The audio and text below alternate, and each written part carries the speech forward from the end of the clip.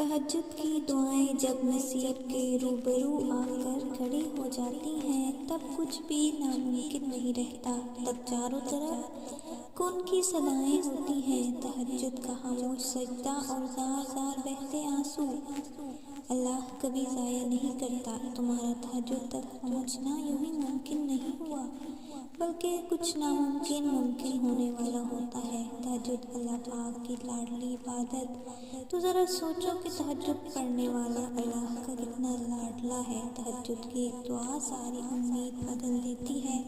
وہ دکھ جس کی وجہ سے تم رات بھر سوئے نہیں، اس کا مرہم تہجد میں موجود ہے۔ ایک درد بھری رات اللہ کے سامنے بیٹھ کر گزر جائے تو زندگی کی باقی راتیں جاگ کر گزارنی نہیں پڑتی۔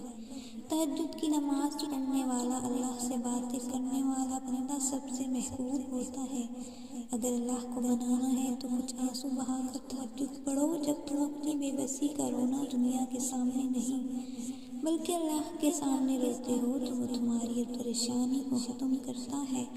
تم تہجد تک پہنچتے ہو تو اللہ تم کو وہ سب دے گا جو تم نے ناممکن سمجھا، کیونکہ اگر نماز محبت تو تہجد اللہ سے عشق کا احساس ہے۔ تم اللہ سے عشق کر لو، تم روشنیوں کے رکھو، رات کے اندھیروں میں پکارو، وہ تمہیں بھی معجزوں کی صبح عطا کر کے راضی کر دے گا۔